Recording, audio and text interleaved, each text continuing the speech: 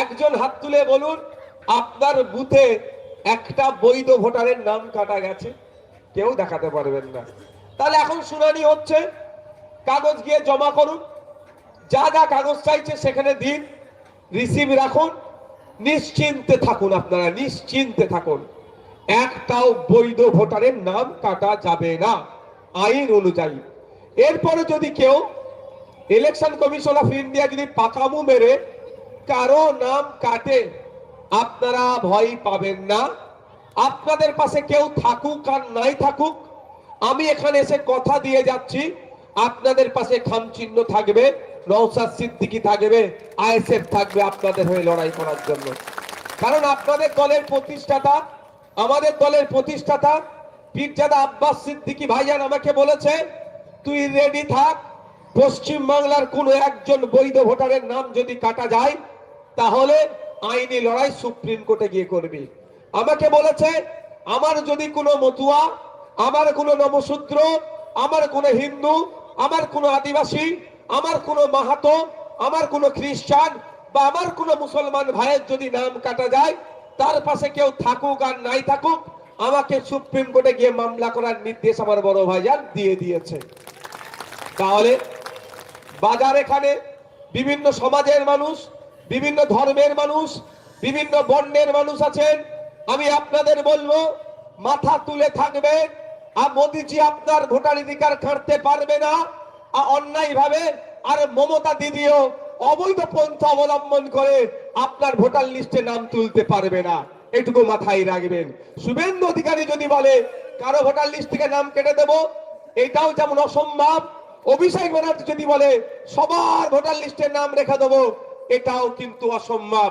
মাথায় রাখবেন, সংবিধান আপনাকে আমাকে ভোটার লিস্টের নাম রাখার স্বাধীনতা দিয়েছে, অধিকার দিয়েছে।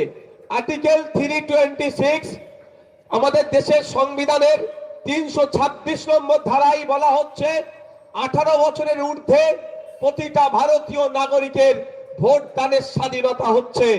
আমরা যারা 18 বছরের ঊর্ধ্বে, আমাদের ভোট দানের স্বাধীনতা আছে, ভোটার লিস্টে আমার নাম আছে।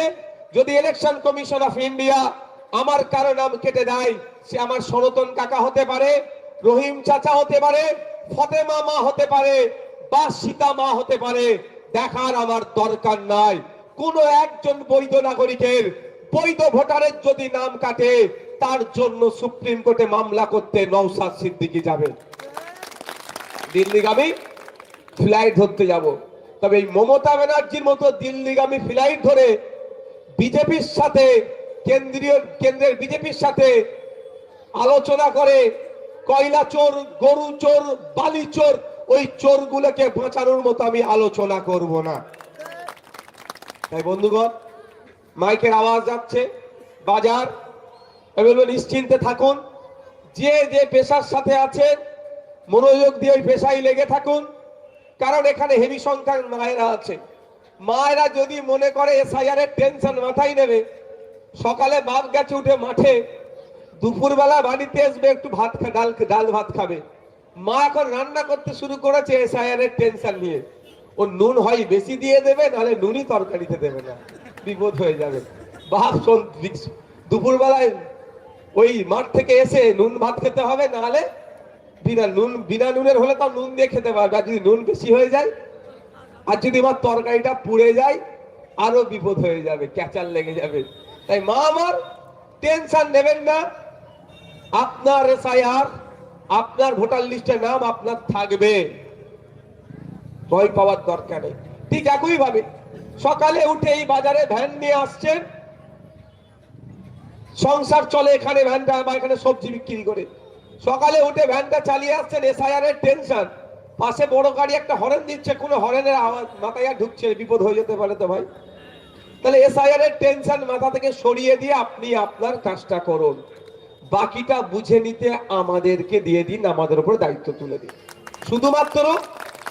শুধুমাত্র আপনাদের কাজ কি, যখন আপনাকে ডেকেছে আপনি আপনার কাগজটা নিয়ে হাজির হয়ে যান। এটা অন্যায় হচ্ছে, আমি এটার বিরুদ্ধে, কিন্তু কিছু করার নেই। আমার হাতে একটা বিধায়ক, আমি কত লড়াই করব। যদি আগামী দিনে একাধিক বিধায়ক দেন, তাহলে এইটা অন্যায় হচ্ছে, এটা বন্ধ করার জন্য বিধায়কদেরকে নিয়ে লড়াইটা আরো করতে পারবো। কারণ এরকম ভাবে হয় না, এআই দিয়ে করেছে। এআই যে 100% সঠিক করবে কোনো গ্যারান্টি আছে? বারবার ওই জন্য কি বলছে, আবার নতুন করে নোটিফিকেশন দিয়েছে 2002 এর ভোটার লিস্টে যাদের নাম আছে তাদেরকে আর হিয়ারিং এ যেতে হবে না, প্রত্যেকদিন একটা করে আপডেট করছে।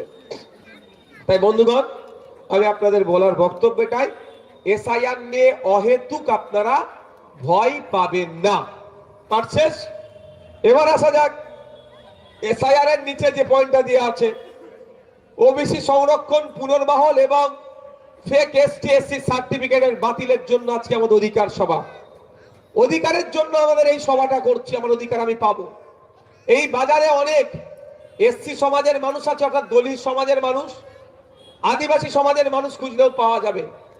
মমতা ব্যানার্জি দলিত আদিবাসী মুসলমানকে খুব ভালোবাসে বলে, কিন্তু বাস্তবে কতটা ভালোবাসে, খাতাই কলমে কতটা ভালোবাসা যদি প্রশ্ন করেন দেখবেন পালাবে। আপনার এলাকার বিধায়কের নাম কি? আচ্ছা, আর আপনার এমপি? তবে একটা সত্যি কথা বলি, সমীর কুমার জানা মহাশয় যথেষ্ট কিন্তু বিধানসভার মধ্যে কোশ্চেন অ্যান্সারিং করে, যেটা সত্যি সেটাই বলবো। তৃণমূলের যদি 10টা নেই 5টা বিধায়ক যদি অ্যাক্টিভ থাকে, তার মধ্যে একটা কিন্তু সমীর কুমার জানা, সত্যি আমি বলবো ভাই। কিন্তু বাপি হালদার সাহেবের কাছে আমার একটা প্রশ্ন, আপনি এসসি সমাজ থেকে উঠে এসছেন, ফেক এসটি সার্টিফিকেটের রংরঙা সেটা বন্ধ করার জন্য কটা কথা বলেছেন? আপনারা শুনলে অবাক হবেন, 22% সংরক্ষণ এসসি ভাইদের জন্য চাকরিতে আর উচ্চ শিক্ষায় সংরক্ষণ, অর্থাৎ 100টা যদি কেউ চাকরি হয় কোনো জায়গায়, 22 জন আমার দলিত সমাজের মানুষ চাকরি পাবে। খোঁজ নিয়ে দেখুন, বাপি হালদারকে জিজ্ঞাসা করবেন, আপনাদের এমপি মহাশয়কে বলবেন যে নওশাদ সিদ্দিকী সেটা বলে গিয়েছে, সত্য না মিথ্যা? যদি নওশাদ সিদ্দিকী মিথ্যে কথা বলে, তাহলে নওশাদ সিদ্দিকীর বিরুদ্ধে আইনত ব্যবস্থা নেওয়ার জন্য বলে গিয়েছে। 100টা সরকারি চাকরি হলে 22 জন আমার দলিত সমাজের মানুষ চাকরি পাবে। কিন্তু আমরা কি দেখছি, খাতাই কলমে 22 জন দলিত চাকরি পাচ্ছে, কিন্তু ওই 22 জন দলিতের মধ্যে অরিজিনাল দলিত খুব কম, ডুপ্লিকেট দলিত ঢুকে বসে আছে। অর্থাৎ যে নন দলিত অর্থাৎ যে নন এসসি সার্টিফিকেট বানিয়ে এসসি ভাইদের যে অধিকার সেটাকে তারা ভোগ করছে। একইভাবে এসটি ভাইদের যে অধিকার, সেই অধিকার নন এসটিরা ভোগ করছে। আপনারা শুনলে অবাক হবে, সারা পশ্চিম বাংলায় 1 কোটি আদিবাসী নয় 1.5 কোটি সার্টিফিকেট ইস্যু হয়ে গেছে। তার মানে 50 লক্ষ নন আদিবাসীকে আদিবাসী সাজিয়ে আদিবাসীদের যে কোটা আছে সেই কোটায় তারা দখল নিয়ে নিচ্ছে। আর ওবিসি সার্টিফিকেট মেসিকে আশাকে কেন্দ্র করে যুব ভারতীর দিনে কি হয়েছে আপনারা সবাই জানেন তো? কেন হয়েছে? যে আমি টিকিট কাটলাম, আমার হাতে টিকিট, আমি মেসিকে কেন দেখতে পেলাম না, এই জন্যই তো উত্তর হয়েছে। তো বর্তমানে মমতা ব্যানার্জি যে সার্টিফিকেট গুলো মুসলমানদেরকে ওবিসি হিসাবে দিয়েছে, ঠিক মেসিকে দেখার মতোই হয়েছে। আপনার হাতে সার্টিফিকেট থাকবে, আপনি পরীক্ষায় বসবেন, আপনার হাতে সার্টিফিকেট থাকবে, আপনি পরীক্ষায় বসবেন, কিন্তু যখন আপনার চাকরির লিস্ট নাম আসবে, দেখবেন লিস্ট বার হবে, আপনি তখন নাই। মানে ওই নামটা আসতে সার্টিফিকেটটা দিয়েছে, ওতে কিছু কাজ হবে না। ঠিক মেসিকে দেখার মতো, টিকিট কাটলেন, মাঠে ঢুকলেন, মেসির দর্শন পেলেন না। এটা তো আপনি পরীক্ষায় বসলেন, ফর্ম ফিল আপ করলেন, আপনি চাকরি পেলেন না, একই অবস্থা। তা যুব ভারতী স্টেডিয়ামে মেসিকে না দেখতে পেয়ে যে তাণ্ডব চালিয়েছে, ওটার আমি পক্ষপাতী নয়। কিন্তু যারা ক্ষিপ্ত হয়ে তাণ্ডব চালিয়েছে, যারা ওবিসি সার্টিফিকেটধারী, তাণ্ডব চালাতে আমি বলবো না, অন্তত একটু ক্ষিপ্ত হওয়া দরকার। আপনার বাড়ির ছেলেটির আগামী দিনে উচ্চ শিক্ষায় বাধা হয়ে দাঁড়াবে বর্তমানে যে ওবিসি সার্টিফিকেটটা রাজ্য সরকার দিয়েছে। আপনার বাড়ির ছেলে মেয়েটির আগামী দিনে চাকরি আর পাবে না। বর্তমানে যে সার্টিফিকেটটা রাজ্য সরকার দিয়েছে তাই এটা বন্ধ করতে হবে। আমি বলছি না মুসলমানদেরকে ধরে ঢুকিয়ে দাও, ওই তত্ত্বে আমি বিশ্বাসী নয়। আমার বক্তব্য একদম স্পষ্ট, সায়েন্টিফিক ওয়েতে সার্ভে করা হোক, সার্ভের ভিত্তিতে যারা অনগ্রসর তাদেরকে প্রাধান্য দেওয়া হোক ওবিসি এতে, যারা অগ্রসর তাদেরকে ওখান থেকে সরিয়ে দেওয়া হোক। ঠিক তার উল্টো আমরা দেখছি যারা অনগ্রসর তাদেরকে ওবিসি বিতে পাঠিয়ে দেওয়া হচ্ছে, আর যারা তুলনামূলক অগ্রসর তাদেরকে বি থেকে তুলে এতে ঢুকিয়ে দেওয়া হচ্ছে। এটা বৈষম্য হচ্ছে। যেভাবে এসটি এসসি ফেক সার্টিফিকেট নিয়ে প্রকৃত এসটি